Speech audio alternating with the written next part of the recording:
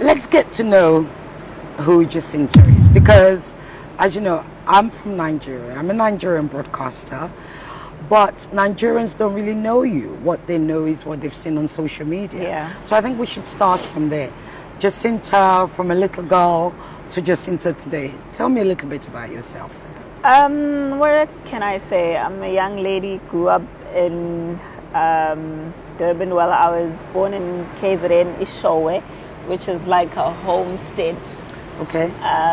It's more of a rural area, and we left there when we were young. And then we moved to Wamashu, which is more of a location where during the Group Areas Act, it was just a place dedicated to black people to live there. And that's where I lived until I was a bit older. I moved to Johannesburg, stayed there a bit, and then came back here to do tertiary education. And ultimately, this is where I ended up. Because it's my home. I think I feel more in touch with Durban.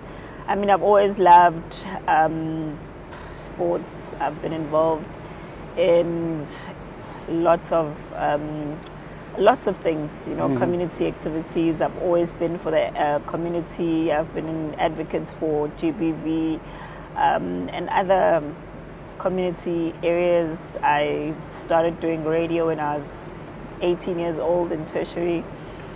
And I was on radio until last year, which saw me get fired because of my March and March activities.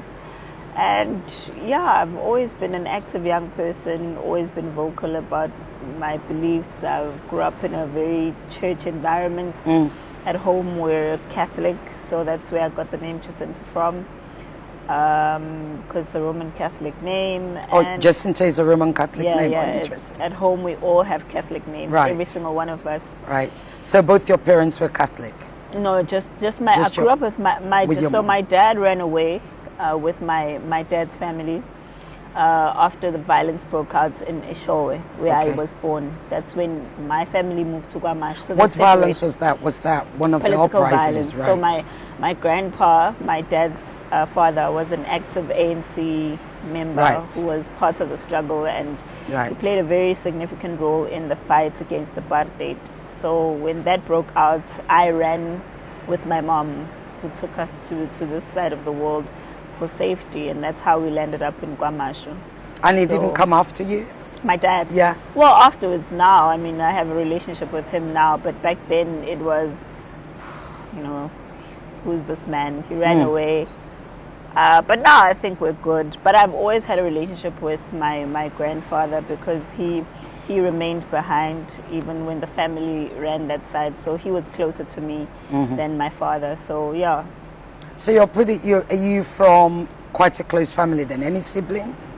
Yes, I have one sibling. Okay, I have boy a or brother. girl? A brother. Yeah, I have a brother. But because my family grew up so close knit, my granny and my grandpa, we grew up like in a very big home, where my cousins were like my brothers and sisters. Of course. So I've got more than one brother and sister. Like my cousins are my brothers and sisters as well, and that's how we grew up, really.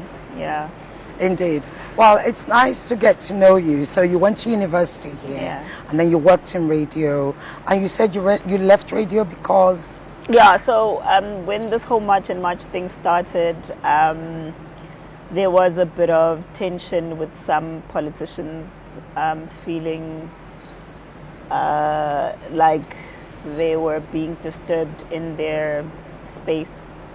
And yeah, that's how I got fired, which I was fine with. When was this? Last year, you said? Last year, yeah. So the March and March has started since last year? Yeah. How did it come together? Well, what can I say? March and March started from my activism. Like I said, I've been on radio for a long time. I used to get a lot of complaints from people, various issues that had to do with people committing crimes, running away, being identified, police getting involved. But the most prolific moment for me, I can say, was when, like, I used to have like very weird dreams about children going missing. So there was a lot of children going missing last year, and most of them were never ever found, while some others were caught with people trying to cross the border. And that's how really this thing started like affecting me. And you know, I used to wake up with these vivid dreams of children being in containers and being shipped out of the country. And you know, there was a voice that said to me, you know what, if you don't do anything about it, it's going to be your child that's next. And that's how Much and Much started. But more than anything, the push factor also came when last year about 25 children died from spaza shop food that they had consumed. Spaza shops are the local shops. Yes, where shops, yes. And you know, we waited for our government to do something about it. And So we were children died 25 from the of food. them. 25 of them Yeah. from the food they consumed. Yes. In which area? Which area was Different the shop? areas. It was Johannesburgville mostly, but it was a series of. So the same thing. So 25 children died from different areas. Eating the same thing, or different types of food from those tuck shops. So when we waited for the president to give us like, you know, a prolific presidential response to the crisis, all he said is that the spaza shops must be registered, which caused a lot of anger, of course, amongst the people. this was last year, of This was course. last year, just before the march started. I think it was somewhere in January when we said, you know what, this is it. You know, this man is not taking this issue seriously. And we had our first march, and it was in March. That's why we called it March in March at the time. And that's when we took to the streets and we marched and had our first march. And afterwards, everyone was like, okay, what's next? And then we made it a continuation and called it March and March until we win, because we do feel like we're in a fight for survival as South Africans in our own country. Did the Ministry of Health respond at all? Did No. they respond? No, it was There was actually- no. Like I said, there's never been any justice. The only thing the president said was that these spaza shops must be registered. And the police didn't respond either? They And the did- shops remained open? They remained open. Were they able to identify the They particular did say there was shops? some. No, they did discover what the substance is that was found in all of these foods, and it was some foreign substance that was from outside of South Africa that they say was found in all of these foods. So these were imported foods, Yeah, right? and the spaza shops are not run by South Africans. They're run by Somalians and Ethiopians. Do you think it would have mattered? Because they're imported foods, do you think if it was run by South Africans, that would make a difference? The difference is in that South African shops, they buy proper products that are regulated, that are SAB approved, that go through the right standards. The issue with Somalians and Ethiopian shops is that they bring in counterfeit goods from the border, from these ships that come in with all these products, and some of them they buy expired goods from some of these big wholesalers and they sell them. If you can check the records, you'll see most of the goods that they sell are expired goods, and our government hasn't been responding effectively to our concerns as the citizens. So these containers come in and it goes to customs and they get cleared by customs. Did any complaints go to customs? So unfortunately, that's not how it works in South Africa. Right, how does it work? In Tell South us. Africa, they come in through the ports, and in the ports there's one scanner machine that works. So unfortunately, the scanner machine cannot scan every single thing that comes in. So sometimes they scan certain items, they find things that are not supposed to be here, but unfortunately most of the time a lot of products come inland. So from the statistics, the last I saw, it was South Africa loses about 250 million rand a day from the illicit goods coming through from the harbors. So it's really something that we've also raised as a concern, because we don't understand how that can be normalized, because it means anything can come in from our harbors and from our borders, and it's going to go on as if it's normal. So the people that run these borders, they are South Africans, I'm presuming, and have any of them been arrested? No, not Because it seems incredible that these shipments will come in. There has to be collaboration with officials. I think that's why we're up in arms the way that we are, because I personally went to meet with the border management of the country, And the picture that they paint is quite glaring What did they say? of a serious crisis. Border management of South Africa is only 25% operational, which means 75% of this country is wide open for exploitation, for entry from anyone. And it's been going on for years. And the citizens have been letting it happen because we were not aware of how serious the crisis is until we started seeing really how serious the crisis is. So right now, border management, maybe you've seen that we had elections in 2024. And then the DA government came into power. In collaboration with the ANC. With the ANC. So we've got a GNU government now for the first time. So this entire time the government has been run by the ANC government. And the GNU now is blaming that on the previous system, which is run by the ANC. And that is where we find ourselves as citizens, where we're finding ourselves stuck with this problem because it was apparently created by the previous administration. And right now, I don't think the current one who just came in has an idea of how to solve the problem.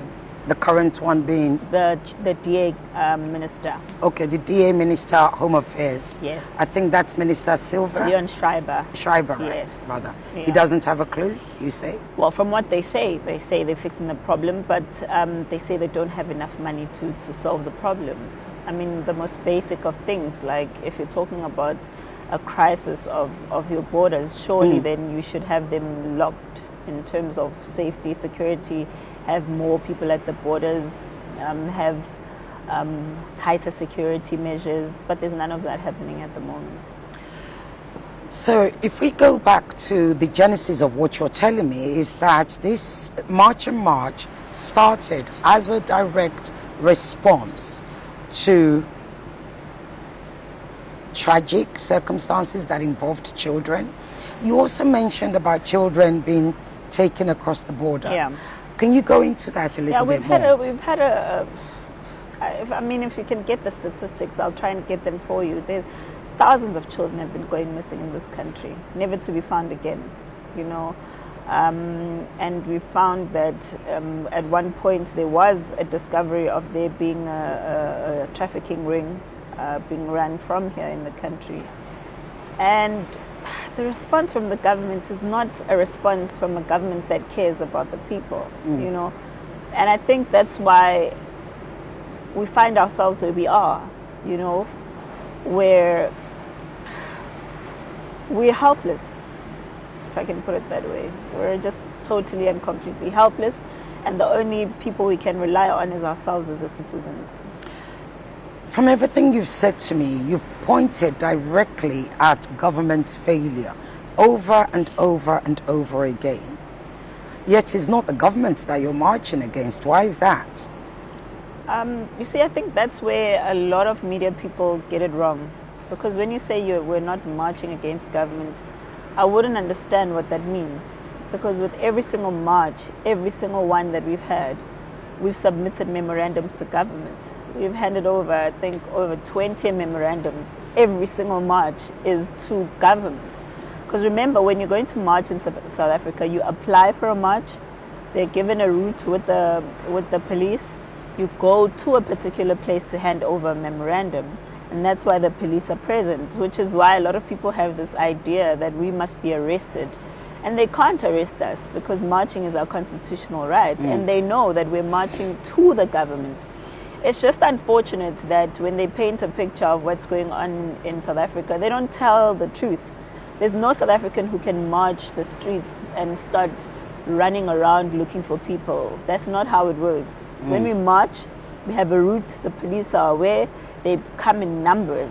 Like if you were to come to our marches, there's dozens of police, you know, and they know, they're aware of where we're going. When we get there, we hand over a memorandum, they sign the memorandum, and they have to respond to the memorandum.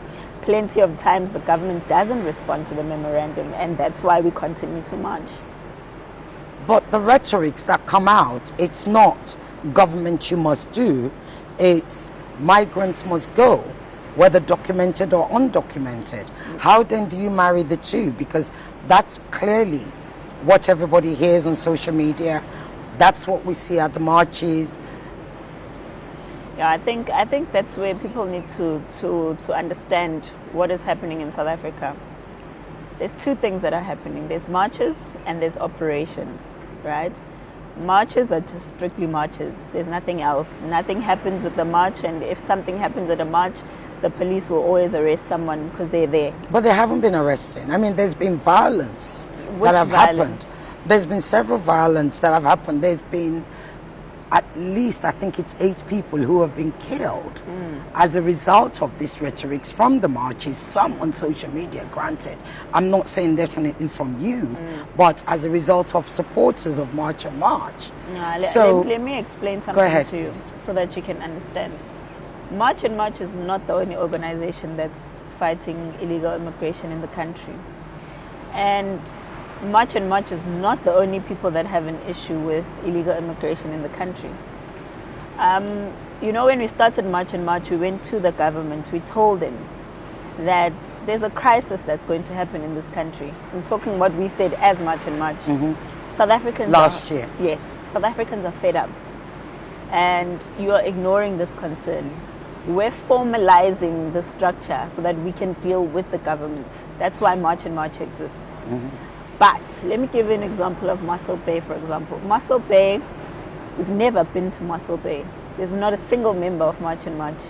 But communities there, they decided to fight with each other, with foreigners, over issues that they've already had boiling under, tensions that have already existed. Let me tell you why that happens. You see, down here in Durban, there's a place called Point Road, and you can ask anyone about it. Those have become no-go areas for South Africans. We don't go to those places. What happens in Point Road? It's been taken over. By whom? By Nigerians and other foreigners who have made South Africans not to be able to come into those areas. Why not? Because they've taken over. They've taken over buildings, they've taken over shops, they've taken over the entire neighborhood. What, they bought it? When you say take over, did they buy it or are they renting it? Some of the buildings are hijacked. It's like in Hillbrow in Johannesburg. It's like in Sunnyside in Pretoria. It's like there's so many. All of these places have been mushing up all throughout the country. And who owns those buildings originally? Most of them have been hijacked. No, but who owns them? Who do they belong to originally? So what happens is, some of those buildings are municipalities, and of course they can only do this with the help of government buildings, yes. Local government buildings. So this can only be done with the help of a South African at a municipal office, right? Who has details of what buildings are there, which buildings are vacant, etc. They sell this information, right? People come into the building, it's empty, they start taking over the building.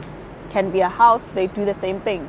You come into a house, the owner is living overseas, I've got plenty of cases of people with that problem. The owners are living overseas, and why are they not doing anything about somebody's squatter? They don't know. So remember, South African law doesn't allow you to just evict someone.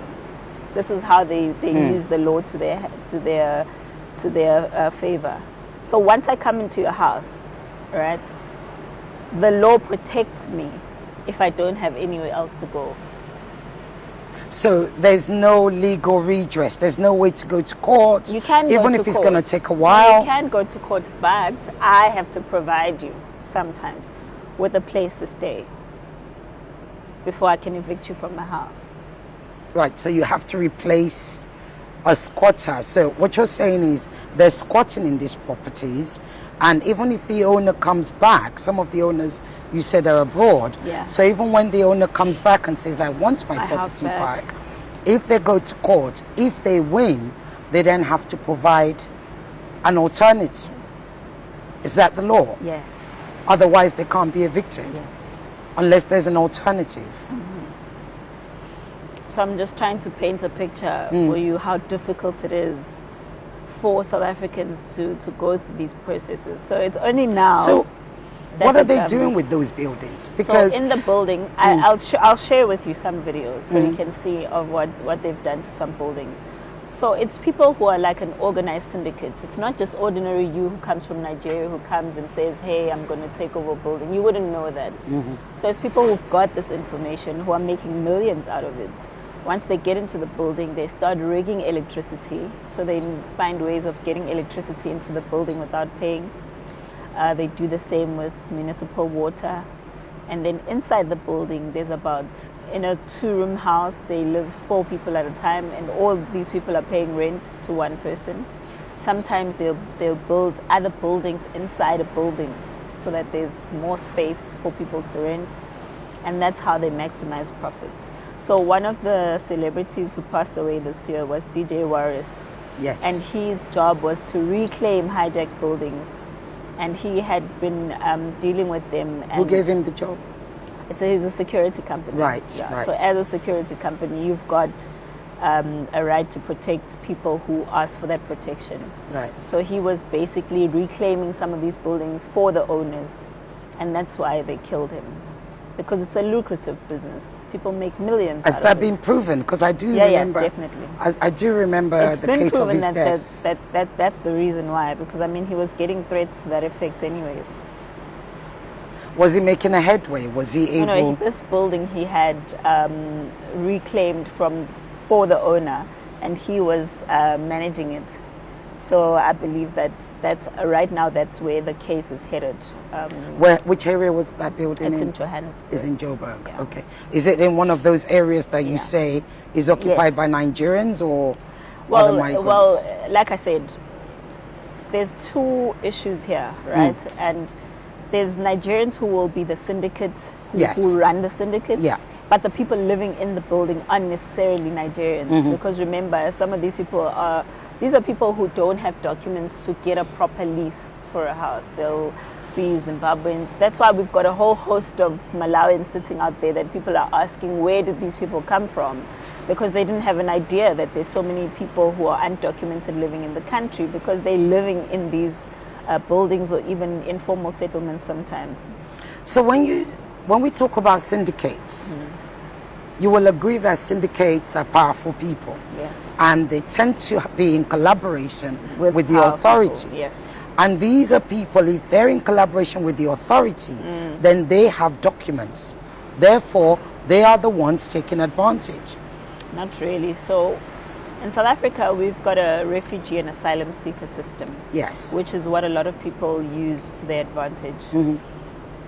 So in South Africa, people, once they come into the country, probably on a visa, if they're outside of the SADC region, they come in with a visa. But if they're coming from the SADC region, you just need a passport. Then you can stamp it and come into the country. Some of them don't even need a stamp. They come at the border, they say they're refugees and asylum seekers, and they have no choice but to let them in, because the law of the country says you have to let someone in if they say they're a refugee and asylum seeker. Well, South Africa is signed on to the Refugee Convention, yes. So that, but we're different. So in other countries, the refugee and asylum seeker process is done at the border. In our country, it's not that way. The person has to come inland to look for a Home Affairs department to do an application, which is what they're trying to change now, to make the application at the border. So that's why a lot of people are allowed sometimes to just come into the country, because they claim they're refugees, and then sometimes they never apply, or sometimes they do apply and they get rejected and they continue to stay, or they reapply. So we've got a whole host of people who have come into the country, claimed to be refugees or asylum seekers. Some of them didn't even claim to be refugees and asylum seekers, they just came into the country. Others are on visas or passports, and then it expires, and then they continue to stay in the country. Let's go back to these syndicates, because, and I'll tell you why. Again, we have to go back to the fact that syndicates are powerful. Yes. Syndicates are in collaboration with very powerful people, etc. So it is well known that those who are part of a syndicate, at the very least, those at the top of the syndicate, will be documented. They have access to somebody to get them a passport, to give them the documents. Otherwise, breaking the law wouldn't be as easy for them. Being a kingpin of an area wouldn't be as easy for them. You spoke of the undocumented immigrants that then live in these buildings. First and foremost, may I ask, how do you know they are undocumented? How do you identify an undocumented person? Look, I don't think it's for me to identify them, but I'm talking about things that are trends that have happened regularly in the country, and the reason why they would be undocumented. Remember, a person who is documented produces proper papers to be in the country and in a building and to be located. So most of them don't have those documents anyway, so they find a place that's easy for them to occupy, which is a place that doesn't require documentation. And remember, as you can see, like I told you, gave you an example of the Malawans that you just saw outside. Those people are 90% are undocumented, right? The other 10% are documented, but their documents are expired. So they are not supposed to be in the country anyways, because they come in with a passport or whatever. So this is something that we know has been happening. And we've even got TV shows on TV. I think that's the worst part about South Africa, is that we've got shows on TV that I talk about actually this. saw one Yes. of those TV shows. Yes, there's quite a number of them. There's one that talks about hijacked buildings. On DSTV, I saw Yes, one. there's one deals specifically with hijacked buildings. There's one that deals with drugs. There's one that deals with all of these illicit goods that are all over. So there's quite a number of these shows that are on television, and it's the same thing, it's the same trend. And when you talk to municipalities that are actually working, like the municipality in Tshwane, they will tell you every single place that you go to, these are the common trends. Because for a hijacked house, for example, the trend is you have to come into the house, you have to vandalize the house, make it look beyond repair, so that becomes the first thing that you do so that you can occupy the house. So that's why I'm saying, when you're saying that obviously it's people who have connections, 1000% agree with you, because these people who are running syndicates would never do that without the help of South Africans. And they don't live there. Yeah, that's why I even told you that even with the houses that they can hijack, that's information they get from South Africans. But the biggest and the most rotten apples we have here are politicians, which is why we keep saying that South Africa has two problems. We have very corrupt governments on top of the immigration crisis, and that's why we find ourselves where we are today. But what many will say to you is,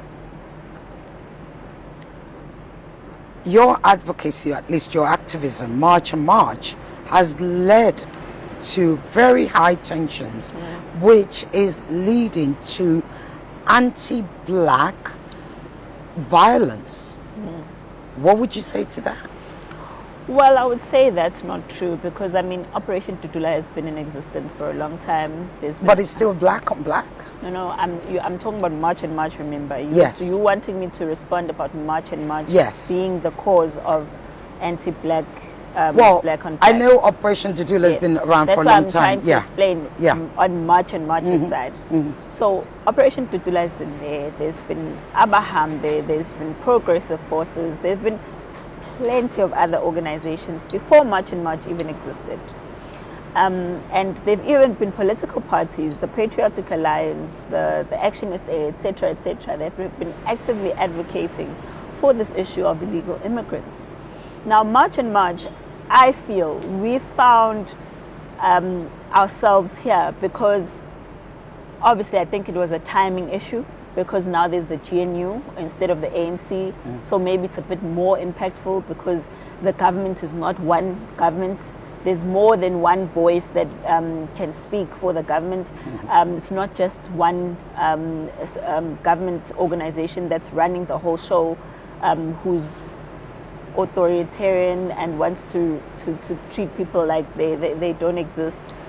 And I do believe maybe it's just a matter of it being God's time. It was meant for us to be here and deal with it. And this, I don't remember a time where March and March was talking about race.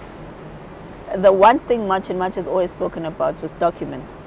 But I do feel like people who want to make this about a skin thing are being disingenuous.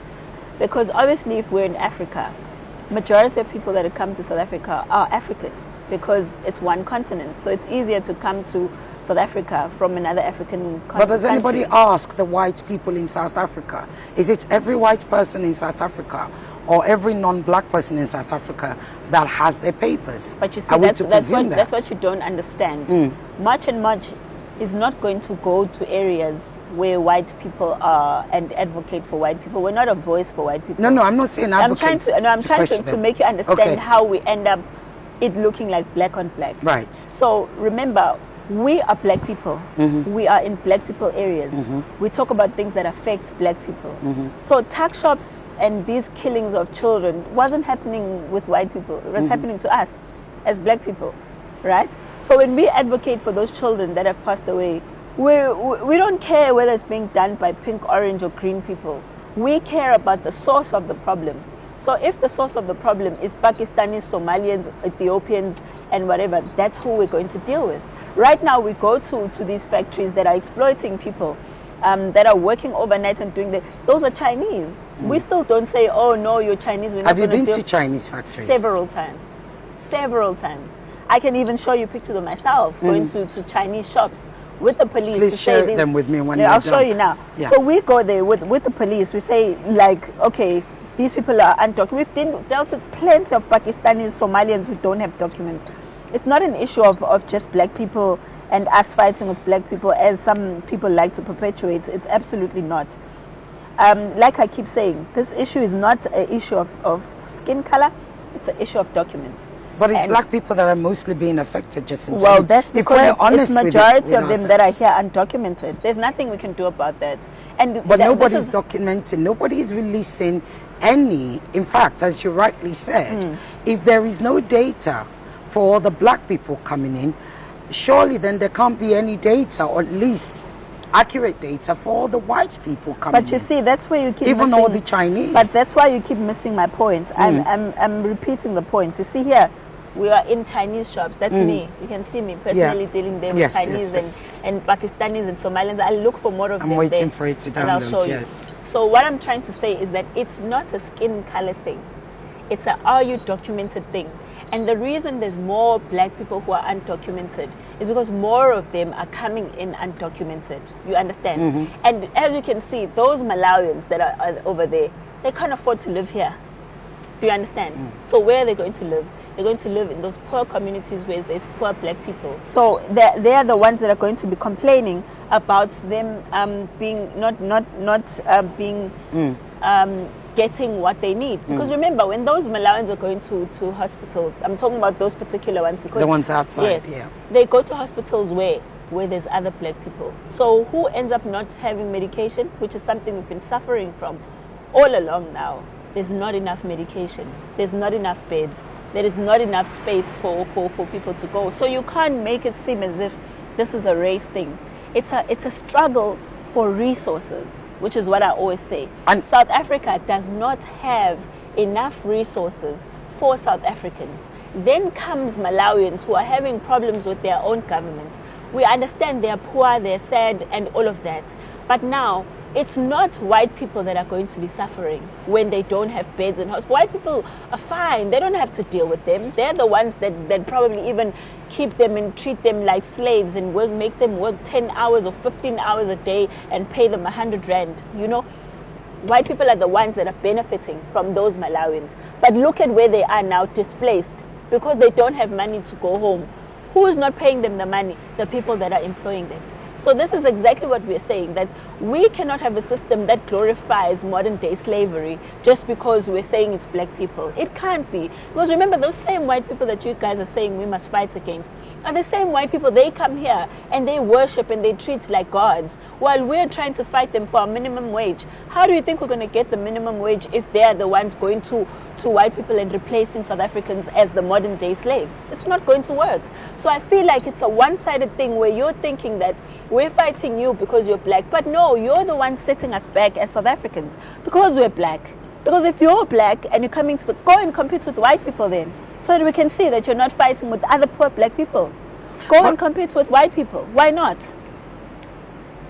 In that case, I have to ask, how many black people actually, I'm talking about South Africans, educated South Africans, how many of them actually compete with white people for high-paying jobs, for highly skilled jobs, for professional jobs? How many of them? You see, the problem... I'm just going by what you're saying. No, I'm hearing, but that's a different conversation altogether. Why is it? Because these are two different classes that you're comparing. Okay. I'm comparing a class of poor people, and you're comparing a middle class of black people. No, but you're saying that... I'm going to go there with the black people who are middle class. Now, the same middle class that you're complaining about are now the same people who are part of March and March. And you know why that is? Why? Because South Africans who are hiring are not following labor laws. And what they're doing is we've got a host of unemployed teachers, a host of unemployed doctors, a host of unemployed civic lecturers. Why is that? Because the law of the country says that. Because a lot of people, I see them saying that South Africans are lazy, they just want to remove people and remove. That's not what we're saying. We're saying the country has laws, right? And if the law of the country says, before I hire you as a Nigerian, I have to make sure that there's no other South African that is qualified for the job. Is that the law? Right? That's the law. That's what the law says. I can send it to you just to verify. Right? That is what the current law of the country says. Currently, that is not being followed. Because in universities, in hospitals, in schools where they're supposed to be lecturers, in formal structures with municipalities and other places, South Africans are not getting jobs because they're given to other foreign nationals without following due process.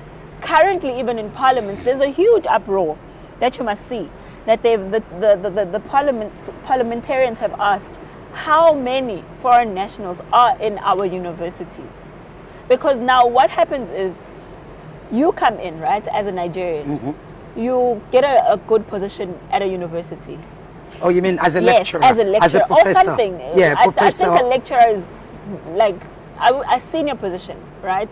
As a a professor. head of department. A professor, Yeah, head yes. of department, yes. So you head that department, and naturally, the next thing you start doing is recruiting other Nigerians to come to the university that you're working at without following due process.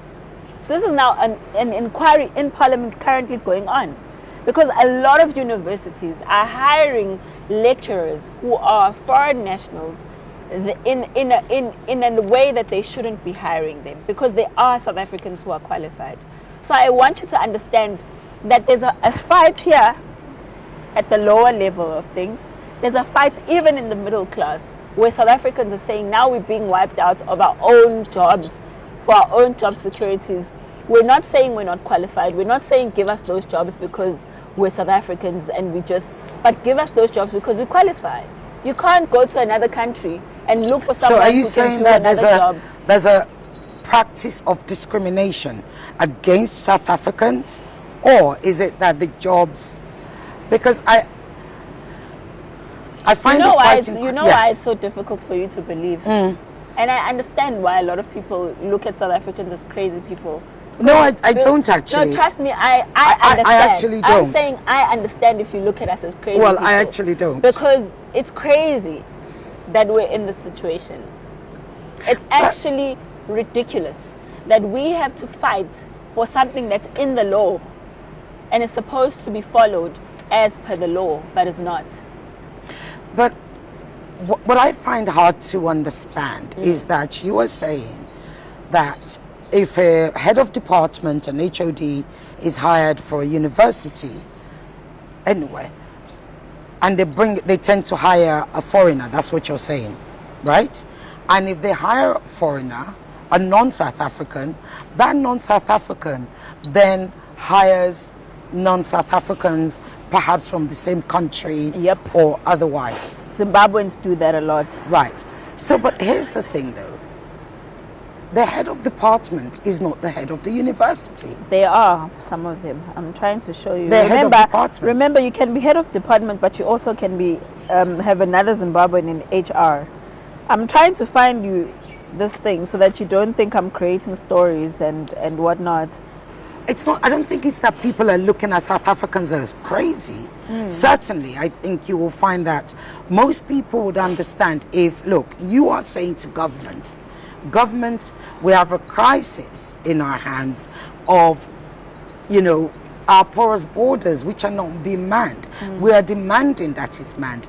We are also demanding for stricter immigration laws. We are demanding for stricter laws against, for clearance at the borders. Yeah.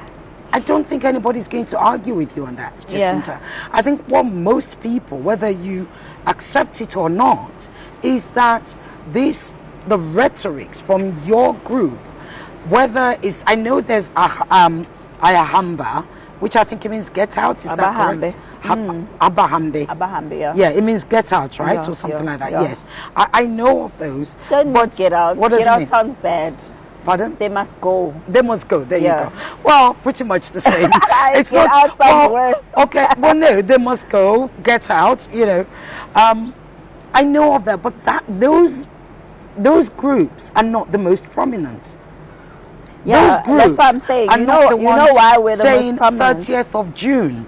You know what? You know why they're not the most prominent? Why is that? Because they've never pulled marches with the crowd that we have. Which is why you have Yes. to accept Yes. that March has to take responsibility For what? the tensions. No, we're not For the gonna- anti-migrant. Because, No, like we're I not said, gonna take responsibility. If March was saying, look, we are fighting for everybody in the country because we want this country, we want government to do better by us. Yeah. We want that to start by government securing our porous borders. We want that to start by government putting out stricter immigration. We want that to start by government having faster, quicker, more, clearance with integrity for those who come in with refugee. In fact, even Yeah. if you were demanding, we want government to review the refugee laws Yeah. in South Africa. I don't think anybody would have a problem with that Yeah. at all. But what is and cannot be denied is, Yeah. much as you say, those people outside, the Yeah. Malawians who were outside, I think is Durban driving. Yeah. That's right, old Yeah, yeah. Durban driving Yeah. by the sea. Much as you say, look, all of those people are undocumented. Yes. All of those people were living in these houses, which are run by cartels, etc. Much as you say that, at the fundamental of it Yes. is humanity. Yes. And that is the question. Where does March draw the line between government's failures and humanity? So, given that, can I just find out from you, Go in ahead. terms of humanity, what role do you think we played in them being at the drive-in, and you feel like it was our fault to create a humanitarian crisis? If I can just get clarity. okay, like I've just explained to you, all those other groups you mentioned, Yeah. they're much smaller. March are the forefront.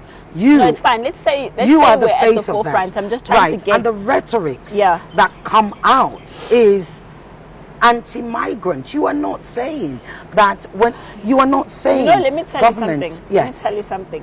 When I started March, when I started March, even our first march was directed to the government. There was no foreign employment involvement at all. None whatsoever. You didn't mention anything about migrants, foreigners. Of or course, we anything. talk about that because But we're talking it- about illegal immigration. Yes, but you were directing yes, it. that's what I'm trying to tell you. What was the So- chant at that time? What was the No, it's always Your been slogan. No, it's always been Abahambe. That's not going to change. Right, it's gotta- because right. obviously They must Abahambe, go. because they're in the country Yeah. legally. Because you can't tell me that. I always say you can't tell me if you come into a country legally you're innocent. Of course you're not. You know what I mean? why not? Why are you innocent? You came into my country legally. Okay, so What makes you innocent? let's talk about that.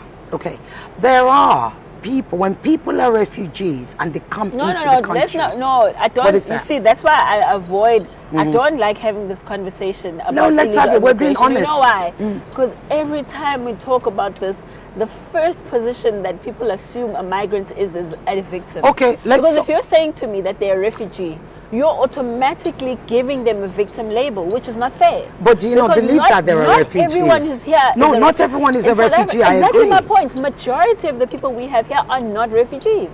They're not. But there are 7,000 Those people refugees. are economic migrants. They are not refugees. How do you know? Have you seen Because their they were papers? working. But They have you don't seen have their papers? papers. But there are 7,000. They arguably. So wait. I'm just saying. So wait. Arguably. You're saying the to me, groups wait. I that- want to find out what makes you believe they are refugees. Maybe if you can define that for me. Right, that's so what I'm saying. From looking at So- what we decided they're refugees. No, not from looking. I'm just saying to you, the groups who support them okay, will tell you that these are documented refugees. Yeah, no, Permit me to finish. Yeah, to the 90, point. I'm talking about factually here. Let's talk facts. 90% of those people are undocumented, right? Most of them, majority of them, say they went there because they needed to get home before the deadline. That's what they said. They want to right? go. Yes. Yes, right? So I'm asking you, from that analysis and from those statistics, From what they said. what makes you give them the label of refugees? Like, Right. why? And this is what I'm saying to you. Let's separate it. You said those who want to go, those people that have said, we've come here because we want to leave before the 30th. Yes. Because obviously people are petrified. They're afraid. Yeah. Nobody knows what's going to happen. We'll talk about that later. I interviewed documented migrants yesterday. Right? From where? From Nigeria. I have them, I interview them, and they say they're documented, but they want to go because one, they're afraid. There was a man who had been here for 30 years. Okay, he said, I've seen this happen many times. Okay, I've seen the violence, Okay. but this one is different. He said, I go into a shop and I'm attacked. I go into this and this. His wife is there, his child is there. He said, yes, I'm documented. I've been here for 30 years. I had a business.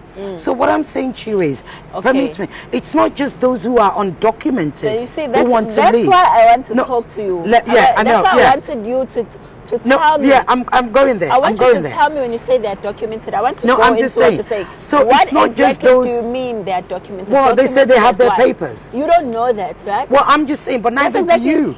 You don't know see, the that's what papers I'm for all saying. those That's what people. you see, that's why I want you and I to be Yeah. to try and understand each We other are, we here, are. right? Because I'm living here, and I can grab the next South African when we come out of here, right?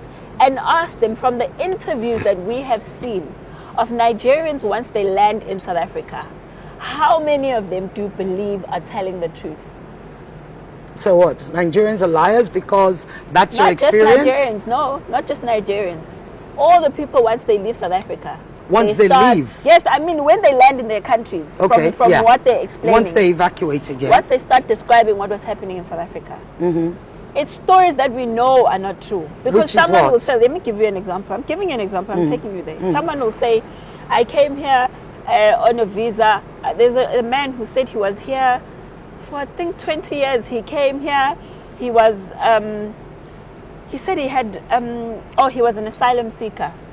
Then he said his documents expired, but he was running a business. Right? Now, you know those stories don't come together, right? Because you can't have a document expire, then you're an asylum seeker. Because you must decide, Pele, if you're coming in as a visitor, you're a visitor. Then you're an asylum seeker, you're an asylum seeker. When you seek asylum, it's the first thing that you do. You seek asylum, because that's what you're here for. You can't seek asylum after a document expires. And then on top of that, you open a business. What documents are you using to open a business? These are things that you see, Right, that's I see what I'm saying. That's so what I'm if saying. you don't I have, want to ask. but what if they had opened the business whilst they had the papers? That's what I'm saying. You can't open a business with those documents. There are certain documents that allow you to open a business. There are others that don't. You can't open a business with an application for an asylum seeker. I see. You can't. You can't. But you can open one once you're cleared as an because asylum remember, seeker. there's in the country there's 250,000 only refugees and asylum seekers Documented. in the entire system. 250,000 yes, in documented. the entire system. So as someone who's been on the ground doing work, as you can see in the video I showed you, we literally go with the police and Home Affairs because we're allowed. We've got a right to do that with the police and Home Affairs to see these documents. What they started doing now is they take a paper. Remember, an asylum seeker document is a piece of paper. Right, it's nothing yes. special. They photocopy, they stick all of them, they have the same documents. Majority of them don't have real documents.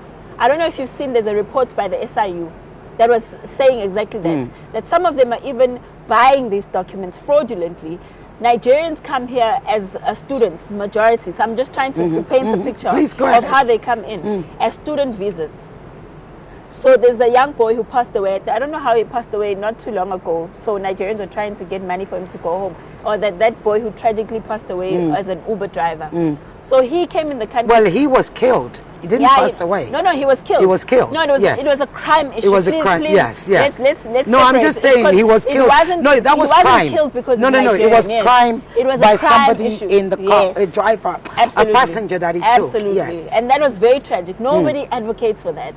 But when they found out his documents, he came as a student. He never went to study a day in his life. And when he was now trying to work, he was working using someone else's identity. Do you understand what I'm saying? So I'm trying to paint a picture of how people come into the country. So there's I think they said about 4,000 student visas had been issued. And all of these people are not students. To Nigerians in how many years? I don't know. Okay, I don't know the years. you just said 4,000. I'll send you the report so that you can see it that for would yourself. be great. Yeah, I'll Thank send you the report so you can see it for yourself. But what I'm trying to say too is that the problem is there's too many issues happening at the same time in the country. Certainly. Do you understand? Certainly. So we've got an issue of illegal immigration, just illegal immigrants just walking in at the border because the border is nonsense, right? Yeah. Then there's an increase of people who are buying documents, which of course we can't blame people, because if there's corrupt people selling documents, yes, they're corrupt. Both of them are corrupt, the buyer and the seller, right? And then on top of that, there's people who are photocopying documents, carrying them around, but they're not real documents. Even today, they caught another one who was trying to come and get a smart ID in Ndwedwe, just down the road, because there's so many fake documents in the country. I hope you understand that. Absolutely. And then on top of that, let me add to the problem so you have a picture. There's only 800 immigration officers in the entire country for a population of God knows how many people, because the one that was there from Stats SA says 65 million people, right?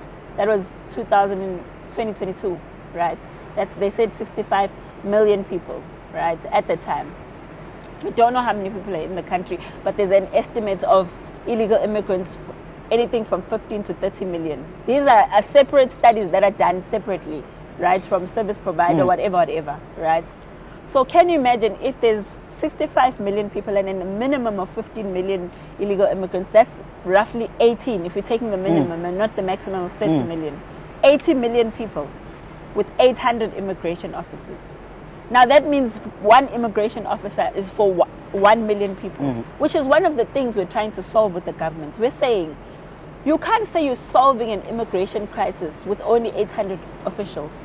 That's why we go to the police, because the police as well don't even know the laws when it comes to immigration. Some of them, we had to tell them what the law says when it's immigration. Some of them, you'd come to a workplace and they'd ask for documents. Someone would present a passport. We say, police, but a passport is not a working document. A passport is for coming into the country as a visitor or whatever. In order to work in South Africa, you need a work permit. Of course. Police didn't know that. Right. But isn't that, again, that's your government? No, I don't deny that. I don't deny it, but remember, this is the problem in South Africa. South Africans, by right, have a right to a citizen's arrest, which is why the police cannot refuse if I take them and say, let's go and arrest someone. Right. Right? Police cannot refuse if we come as a security company and arrest someone. So if we, as much go with the security company and arrest people, it's within our rights. We're not breaking any laws. That's the problem. But what is happening is a program. What is happening is... No, I don't want you to think that we're doing that. We don't do that. We always have police. Always. You must know that. Wherever we are, we go with police. The unfortunate part, though, is that the citizens are the ones that are living with these people. And I'm telling you, the biggest problem is not much. You're looking at the wrong people. The biggest problem is the communities that are staying with people who are illegal immigrants or foreigners. That's where your biggest problem is. Okay, that might be granted, but arguably the advocacy, the activism, the rhetorics of March and March does encourage them, because what? Well, like you said, the communities are taking action into their own hands. That's what you're saying, right? But I'm saying, if you know, we don't take action into our. No, not you. I'm saying the communities. That's what you said. You see, every time someone says that March and March is to blame for rhetoric, that's the part I don't get. You can't blame us for violence. So do you think March and March is innocent of all the accusations? I'm just giving you an example. If you talk about violence, right? March and March has never, from day one, advocated for violence. We've always advocated for making our voice heard and taking to the streets. And not just going there, going to boardrooms. We go to boardrooms, we meet with governments, we sit in meetings, we sit with, there's not a single department we haven't gone to meet. We sit in the crime fighting council of the province because we know that this issue is a crime issue. And that's exactly what we're trying to point out. We're trying to highlight the problem that we've had in this country for years and years and years. And every time that it's raised, it's called xenophobia. And we said this even from day one last year. We said that we know for a fact that the minute we start raising this issue, it's going to be called xenophobia. And from day one, that's what we said. Because nobody wants to listen to what we're saying. And I think that's where South Africans get frustrated. You know, when every time we're trying to raise our concerns, you don't listen to what we're saying. You choose to make us the bad people about the problems that we're experiencing in our country because of people we don't know. You understand? You wouldn't be okay in your own house with people just walking and you don't know them, you don't know who they are, you don't know how they're staying, they start taking things from your house. Of course you wouldn't feel comfortable. This is exactly what we're complaining about. We're saying, can you listen to what we're saying? Okay, so why then doesn't March and March come out? You say March and March has never advocated for violence. Why then doesn't March and March come out and say and actually condemn the violence? How many times? No, go into these communities, like you said. You know these communities. You know the community leaders. I just had a march now, a march with thousands of people, thousands. I said the same thing. I was on TV saying the same thing. You see this video here with 1.8 million Which one? people. That's one. I'm saying the same thing. The first one. Yes. It's got 1.8 million views. I'm reiterating. Where's the volume? I'm reiterating exactly that. It's in Zulu. And I'm doing it in Zulu on purpose. I'm doing it in Zulu on purpose. So that you can... So that people can understand what the message is. So what's 30th of June about? So the 30th of June was not announced by us, right? There's March and March, there's Pagelum Tarat, there's Ngizwe Mkhulu, right? We're three different entities. Three different groups. Yes. Yeah. So Pagelum Tarat has his own thing where he'll march. You'll see him sometimes. We're not there when he marches. We're not there. Which one is that? The guy that's wearing the Zulu, that wears the Zulu outfit, yes. right? Yes. He's a different group. He's got his own organization. So he's not part of March and March. No. Right. He's called Insizwa Nomtsizwa. Insizwa. Yes. Right. Ngizwe is a media personality who has always been in the media, who's had a following even before March and March, right, or the issue of illegal immigration. He's always been a public figure. He's always been a celebrity with followers, etc. Right? Now, Pagelum Tarat is his own person, right? But we march together when we're marching together. I don't know if that makes sense. Absolutely. Right? I hear that. But he can do his own thing, Kwanongoma, some way. But these are the people, like you said, this man is speaking in violent rhetoric. They say, show me your friends and I'll tell you who you are. So if March and March is not for violence, why then are you marching? Let me repeat. No, I'm just saying, why are you marching with them? There's no way, I can't refuse anyone to march with March and March. Anyone and everyone has a right to march and say what they... But knowing full well that, like you said, March and March is not... If you're saying he's advocating for... I've never seen him advocating for violence. These are people that carry weapons when they're marching, right? Do you want to see a Zulu wedding? Well, no, it's not that. I'm trying to prove to you. No, I understand. I'm trying to say I to you. do get that. I'm trying to say but to you. a Zulu wedding is not with chants on the streets of South Africa. I'm saying to you.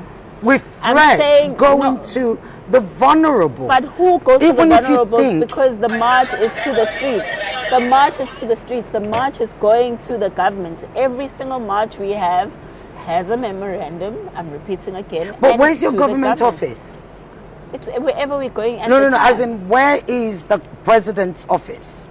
We've been to the president's office, the union buildings. Right. So why is the march not every time? But no, we can't in those offices. Listen to what I'm saying. Listen to what I'm saying. In South Africa, there's three spheres of government, right? There's local national government, there's provincial government, there's and local yes, government. Absolutely. So it depends on where the march is going, right? So national marches, that's when you'll see the three of us together, right? That's why you will see us going to union buildings together. That's why you'll see us going to the provincial government in Gauteng when we're together. That's why you'll see us here and having the mayor or the premier come and collect a memorandum here in Durban, etc., etc. You know what I'm saying? So that's a national march. But when they do their provincial marches and whatever, they go to municipalities. They go to the provincial departments of Home Affairs to come. Because remember, sometimes we don't go to Home Affairs. Home Affairs will come to where the march is.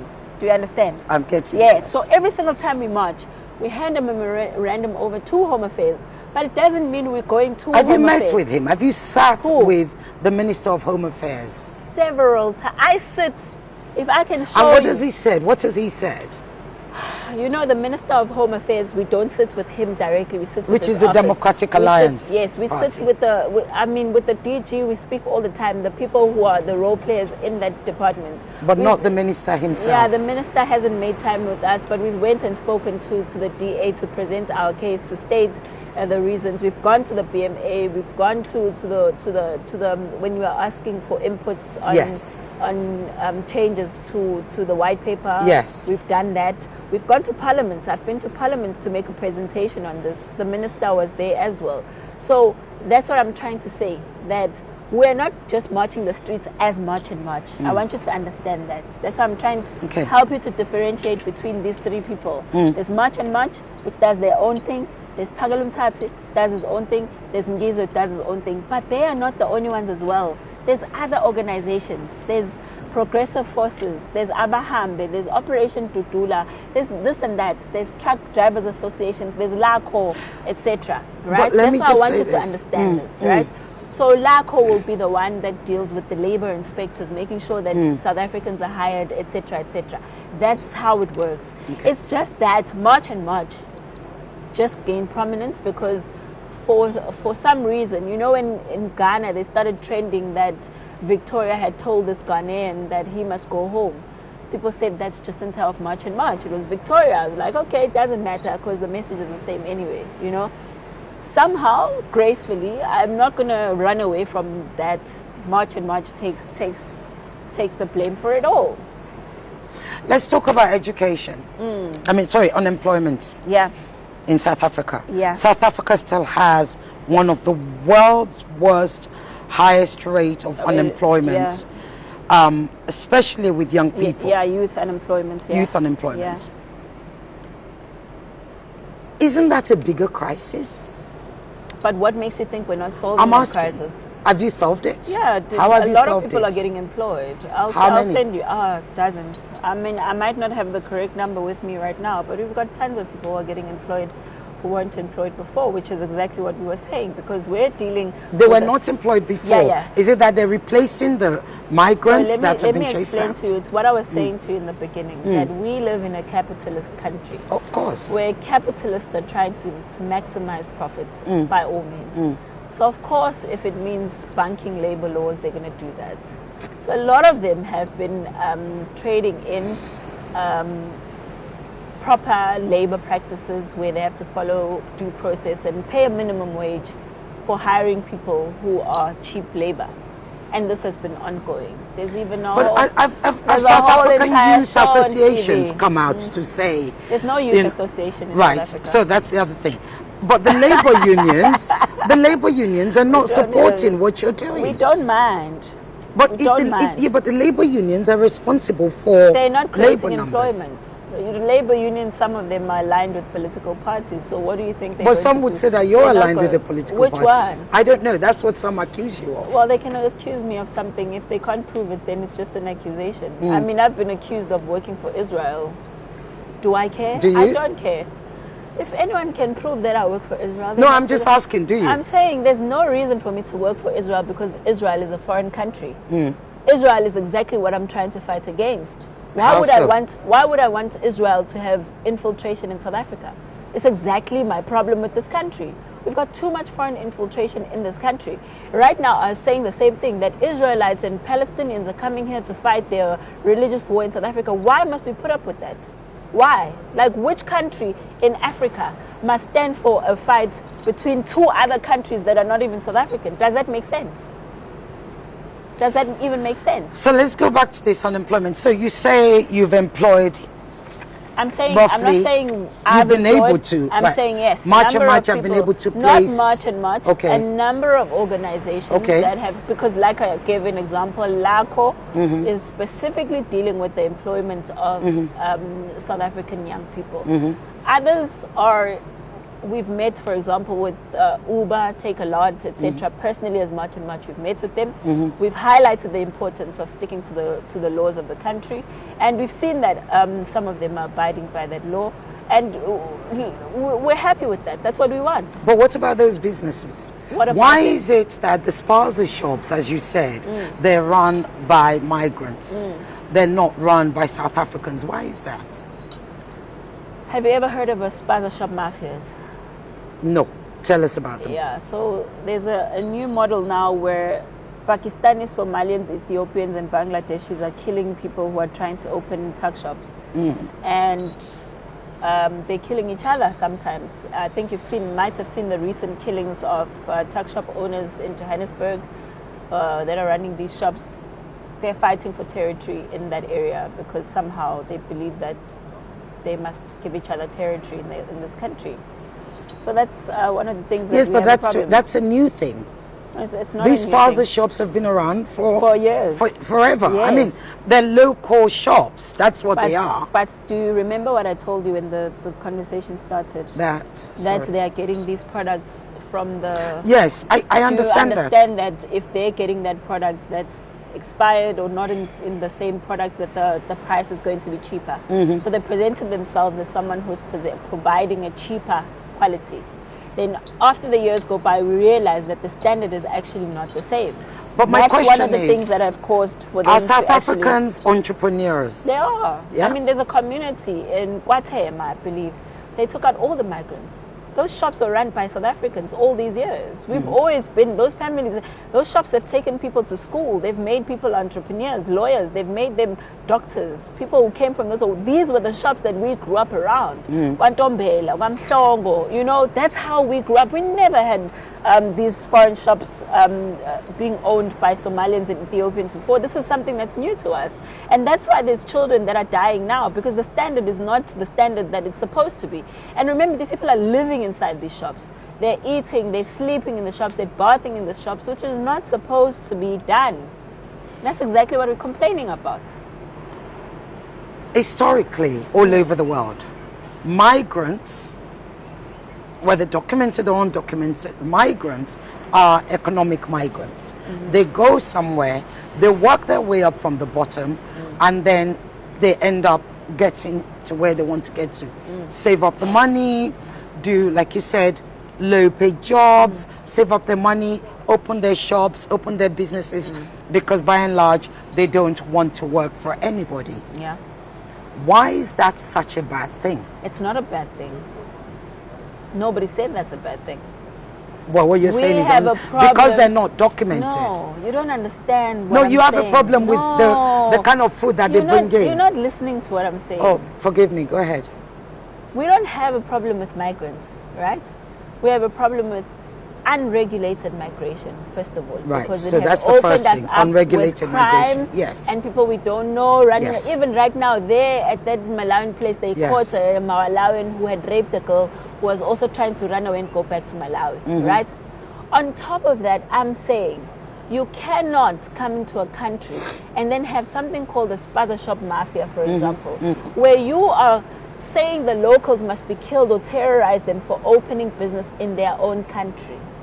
Two, on top of that, you cannot provide us with substandard goods because you want to trade them for goods that are actually of good quality so that you can sell us a substandard product at a cheaper price while putting the lives of children and people in danger, because people end up dead and they are not getting any justice as we speak. Just last week, I think about 6 or 7 schools had children landing up in hospital after buying food from spaza shops. That's my point, is that migrants, they come into a country, they are regulated. But can March and March sue the how they- government for these things? Why don't you if sue we the had government? money, we would sue them. If we had money, we'd sue them. You think taking the But government Jacob support- Zuma's party, MK, marches with you as well, right? So, Your former president. So? Could he not fund that kind of legal case? Because it would be a landmark legal case. The minute we take money from the MK, how much that's going to be a talk of the town.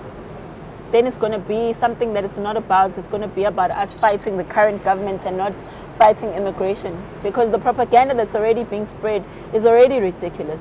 So can you imagine if we were to take money from the MK to take the government to the... Just think about it. What would the headlines be saying? How closely do you work with them, though, on the marches, as March and March? I'm actually much closer with MK LACO. Well, they don't call themselves MK LACO, they call themselves LACO. With Action SA, with the Patriotic Alliance, who we've had a fallout with now, with Operation Dudula. And you know why? Because the very first ever March and March, those are the only organizations that supported us. Okay, is that not the same MK? That's a separate MK to Jacob Zuma. They're not, they're a labor union right, now, right. But those are the people from the very first ever March and March 2025. They were there. So those are the people that I'm close with. Everyone else has come after. I mean, the IFP also came afterwards, and we're very close with the IFP as well. We sit with the Premier of the province, we discuss this problem, we try and solve it. He's also very worried about the state of the province and the state of the country, and rightfully he should. We all are. We all are worried about the state of this country.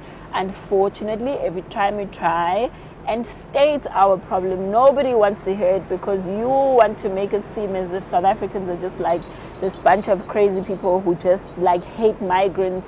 And I certainly don't. Otherwise, I wouldn't be here to. So I'm just going to go back. You know, your voice it's fine. I get that. I mean, it's not like. I think there's one of the reasons why this interview was important is, like you rightly said, there's a lot of misconceptions. There's a lot of things that are said about you. So it was important for me, certainly as a journalist, to have you. Look, even if we go at it, let me tell you, I think I've lost faith in journalism.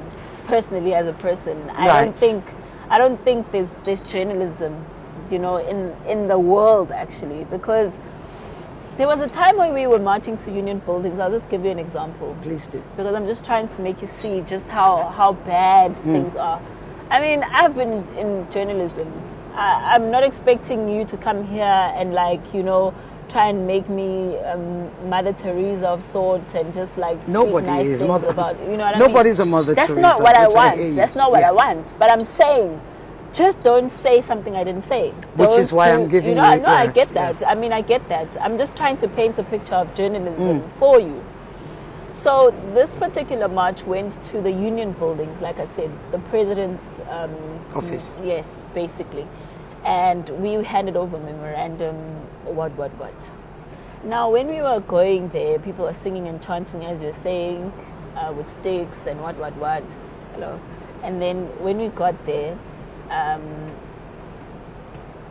the story comes out, and it's an international news agency. And when the story comes out, they say, we woke up in the morning and decided to chase migrants on the streets. They said nothing about us going to the union buildings. They said nothing about us handing a memorandum to government. They said nothing about the government. Actually, they sent their deputy minister in the presidency to accept the memorandum, and she spoke. They said nothing about that. Absolutely nothing. There were stories there that were shared by people who were sharing their experiences. People who, from the tuck shop business, who were saying, I've been run out of my own tuck shop business. This and this is what happened. Not a single one of those stories made it.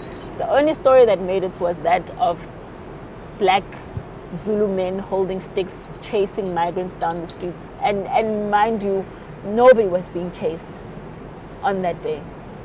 But I'm trying to tell you that I don't believe in journalism. I'm agreeing to this interview because I want people to decide for themselves. Absolutely. You know, I want you to be the one that says she's talking nonsense. You can write whatever you like on social media. But one thing I know about the truth is that it stands, you know. And I don't think for 32 years... So, talking of truth... I don't think for 32 years we could have stayed with migrants if we hated them, you know. I don't think South Africans are horrible people. I think we're one of the nicest people in the world, and that's why we have Ubuntu as our core. But eventually... But the same South Africa has been the greatest beneficiary of Pan-Africanism. No, that's So not true. That's why not why true. is it not? Because let me tell you something. Pan-Africanism, if you can calculate how many people left South Africa to go to other countries to stay there, it's at about 50,000 people. What is that? Why is it measured in numbers? It's measured and in not numbers. in efforts. No. I'm going there. I'm going there. South Africa currently has donated the most to healthcare in the entire Africa of all African countries. What in to the in AU? aid, yes, in aid. In aid. South Africa currently has hosted some of the most loose rules when it comes to migrants. In South Africa, Yes, they do. In South Africa, refugees and asylum seekers are practically citizens of this country, right? But you know why that was? That is because Yes. Africa came to the aid. I don't. But which, I but don't which, deny that. Let me finish what I'm saying. Yeah, go ahead. What I'm saying, because I'm trying to go to the point where you Where feel I'm like going, yes. we haven't paid enough for that. No, that's not what I'm saying. But that's what I feel. That's like not you're what I'm saying. Because I'm saying, remember, my point is, I want you to hear what my point is. I'm saying for 32 years we have returned the favor. That's my point. 32 years we've returned the favor. We've sacrificed of ourselves so much. We've given up our cities. There are places we cannot go to that are owned predominantly by foreigners. We can't go there. We've given jobs. We've given our documents. People have been neutralized. They've been given refugee status, asylum seeker status, everything. But honestly, at some point, guys, you have to be fair. You have to be fair. Everyone cannot want to come here and we must keep quiet about it. Undocumented, Absolutely not. untraceable, committing crimes, doing all kinds of things. And every time we try to say something about it, you're not listening. You want to say xenophobia, Afrophobia, hate.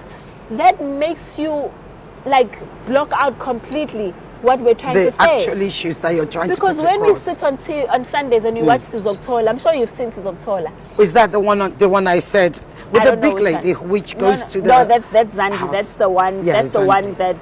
that goes where these employers are The ones hiring. where they're living in the houses. Yes, that no, she those are the ones dresses that them are out. hiring illegal immigrants. Right, yes. So I'm saying to you, remember, we're still fighting the same white people that you're saying that oppressed us, right? We're still trying to get. Well, back. this is what this was going to be Yes, my that's where I'm point, is going. that why are you not addressing, or maybe you are, tell me, the greatest issue in South Africa is the fact that apartheid, you still have economic apartheid. But you see, that's what you're not listening to.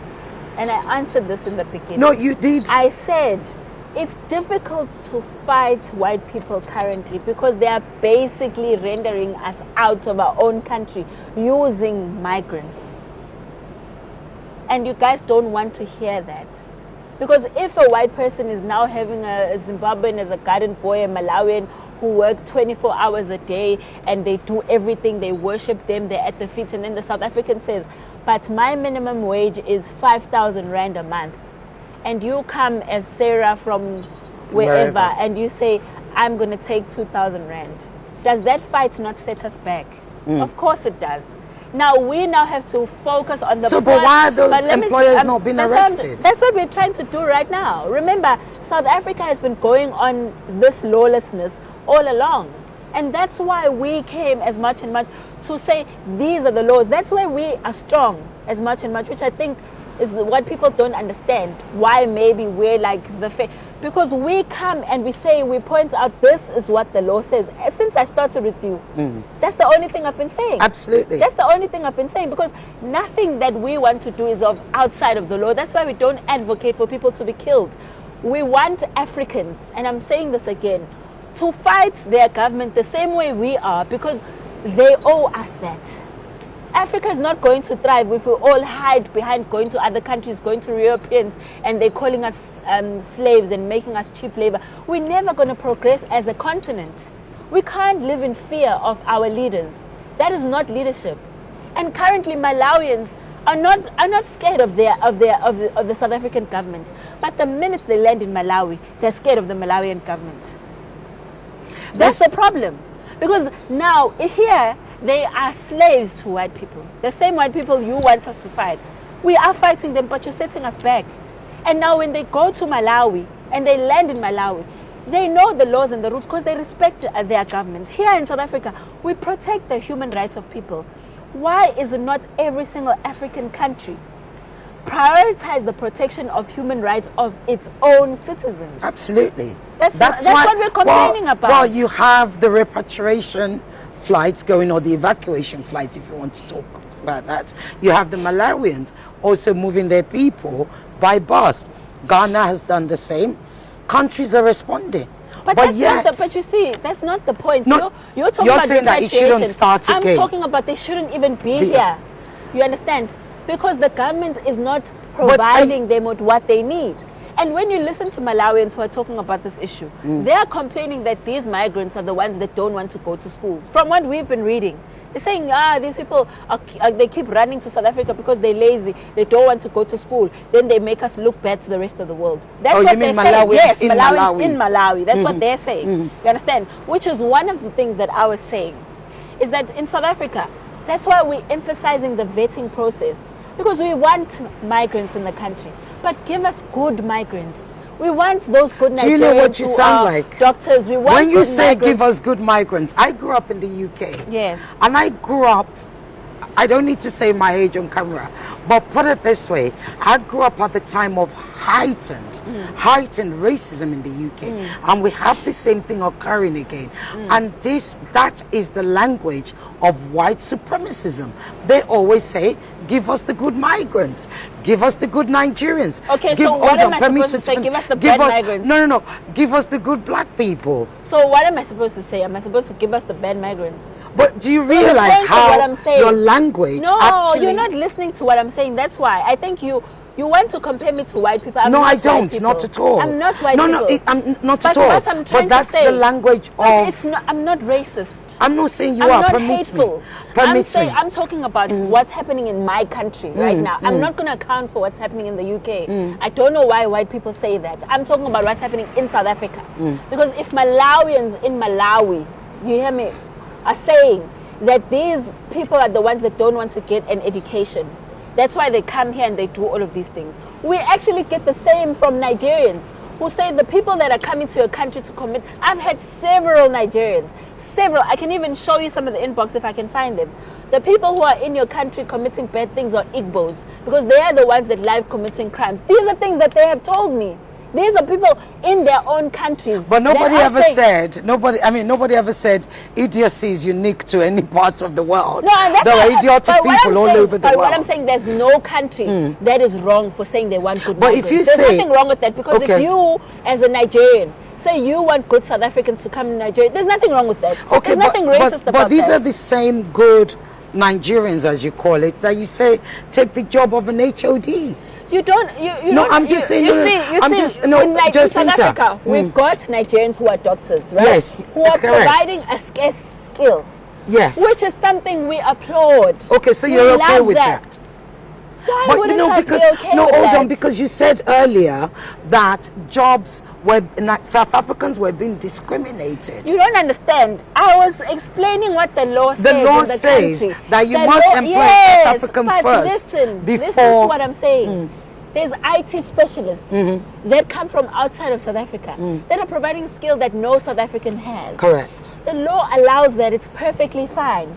I'm saying we can't afford ordinary doctors, like entry-level doctors, to not have jobs, because we're taking entry-level doctors without any special skill from outside of South Africa. That's my point that I'm trying to make, because I'm quoting exactly what the law says, and the law is not wrong to say that, because you don't want to close out opportunities for your own people who don't have anywhere else to go but to this country. Home is home. That's my point that I'm trying to say, because, for example, if we've got teachers, currently we've got so many Zimbabwean teachers that are not in this country, right?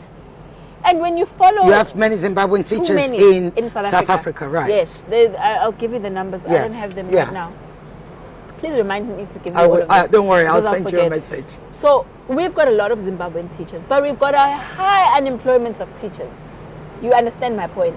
And that is why and that's local authority. Are the teachers not employed by local authority? We're not denying that. No, I'm just That's asking. exactly my point.